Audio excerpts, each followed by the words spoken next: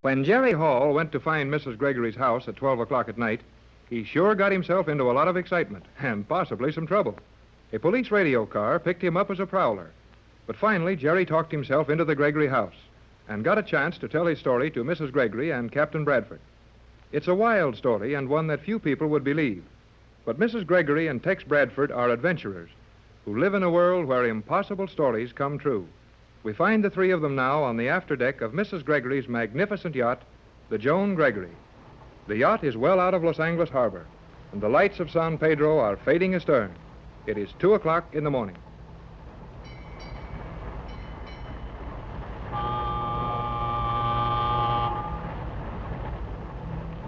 Golly whiskers. We're really on our way to find the magic island. Not much magic in a wild goose chase like this. Now, Tex, let Jerry talk. We've been disappointed on so many of these trips to search for Joan that it's nice to have someone with us whose belief is fresh and strong. Okay, Patricia. But I don't want you to feel too badly if this tip doesn't amount to anything. But gee, Captain Bradford, there must be something to this. We both got the same radio message. Yeah, that's what's too good to be true about it, son. You're the most suspicious fella I ever met. Never mind, Jerry. The captain has all my interest to look after, and his suspicions are my protection. All right. I'm on the yacht with you anyway, and we're going to Honolulu, or wherever that message came from, and see the old sailor. Then we'll get all the story and know just where to go in the South Seas to find your little girl. It all sounds mighty easy the way you tell it, Jerry. But there's a lot of water between here and the islands. And 14 years have been torn off the calendar since the shipwreck. You're right, Tex. And I suppose it's foolish of me to pay too much attention to this message, but I've never believed that Joan perished in that shipwreck, and I just can't give up trying to find her. I'll help you all I can, Mrs. Gregory. Golly, but this is a swell night, isn't it? Just look back there at the shoreline. All those lights getting smaller and smaller and sort of twinkling, like stars do just before they go out in the morning. It's beautiful, Jerry. The only thing I like better than sailing out of this harbor is sailing back into it again. Well, if you two can be spared from the poetry class for a few minutes, we'd better get to the radio cabin. I want Jerry to get acquainted with our set. Then we'll have to turn in. It's after 4 bells. Oh, boy. 2 o'clock in the morning. And time you were asleep, Jerry. Oh. Let's go in the cabin with Tex and see the radio, then we'll all turn in. Captain. Here comes the skipper. Pat, you take Jerry in the cabin. I'll check with the skipper and join you in a minute. Come right in, Jerry. I'll show you around. Boy, is this a radio cabin or is this a radio cabin? Everything shipshape, skipper? Aye. We don't know what our course is to be, but for the time being, we're chasing a radio message that probably came from somewhere in the Hawaiian Islands. So just hold a general course on the regular lane until I change it. Aye. We've a new hand aboard. He'll help me with the radio. I'll fix it with Sparks, and he can split a watch with you. Aye. Better turn in now, skipper. You can take over after daylight, and I'll join you in the chart room for some skull practice on navigation to imaginary points. We've got to locate a magic island. Who? All of us. Nuts. Who? Everybody. Well, maybe you're right, skipper.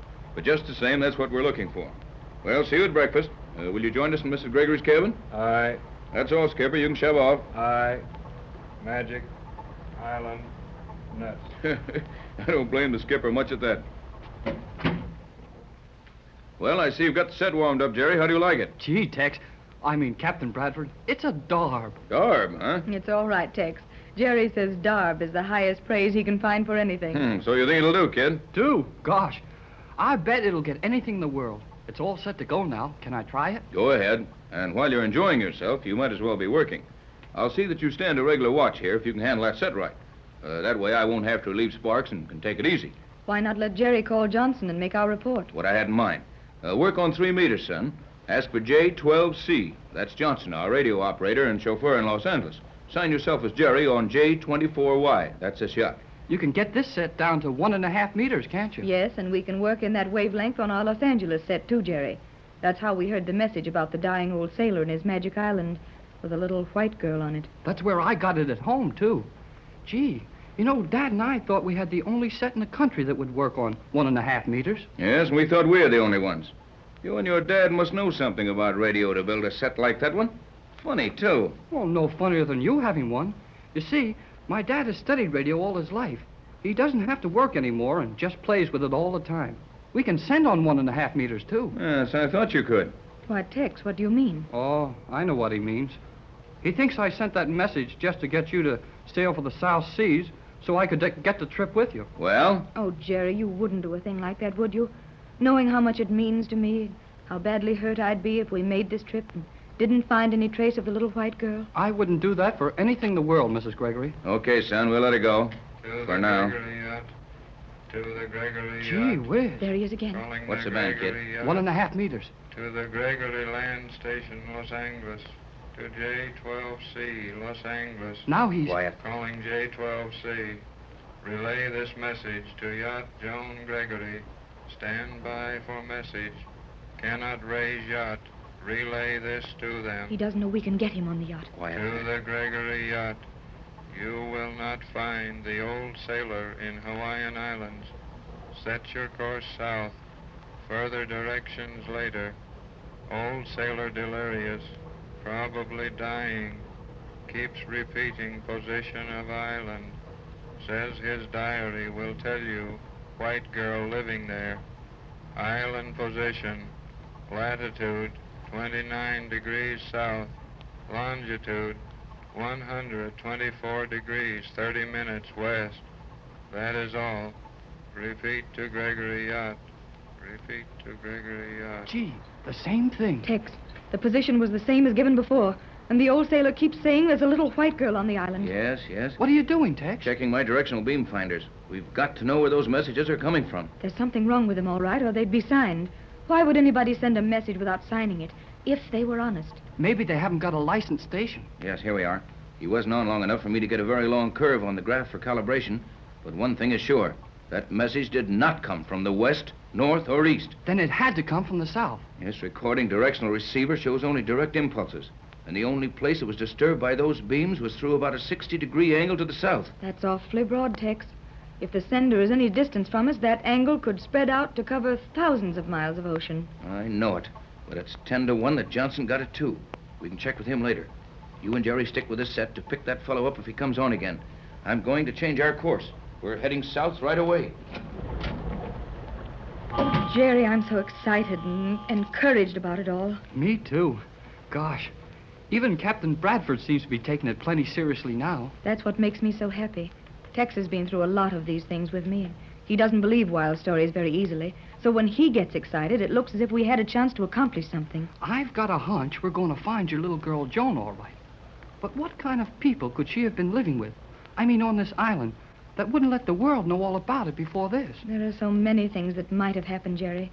But if we really do find a little white girl on this island, and it is Joan, I won't care about anything else. Well, when you have time, and if you want to, Mrs. Gregory, I wish you'd tell me the whole story of the shipwreck.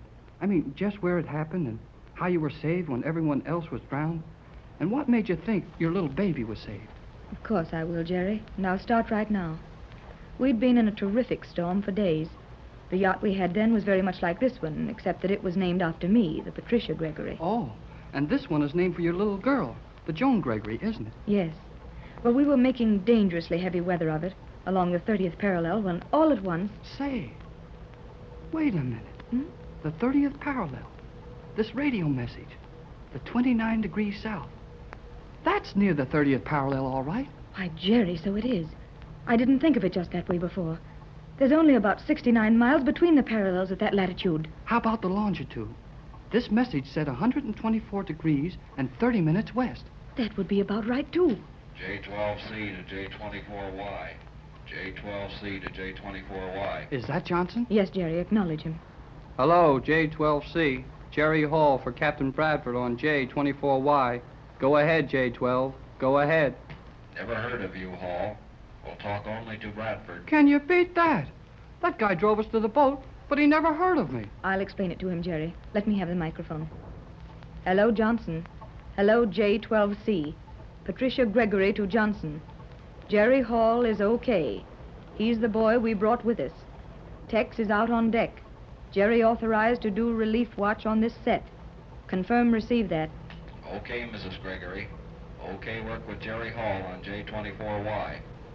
Better get Captain Bradford in cabin for this message. Have important relay for you. That's what we heard direct, I'll bet.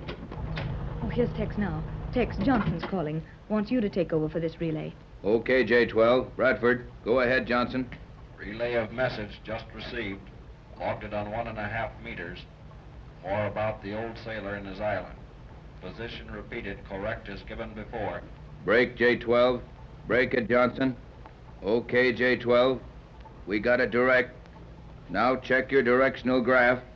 Get me the best line you can on it. I'll hold the set open. Checking graph now. We'll report when finished. Now we'll have something definite to go on when we want to set our course. Good old Johnson is always on the job. And his instruments are really better than these portable ones. Maybe so, but, well, I don't understand how we can localize that radio beam better than you can right here. He can't, but he has a chart exactly like this one, in front of him at this minute. And when he gives me his reading, I log the line of it right here.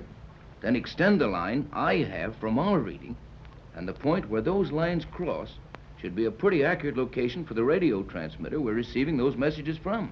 Beam falls in zone 1-8. Zone 18 south. 18 south. Zone 18, 18 south. Okay, Johnson. Stand by. Now, can you get at your figures pretty close to it? If we were farther from Johnson, the angle would be better, but Tex should hit it fairly well. By George, there it is. And those lines cross almost on the 30th parallel. Golly whiskers, 30 degrees south. And the message said the Magic Island was 29 degrees south. Nobody said anything about a magic island. Oh, Tex, let Jerry call it anything he wants to.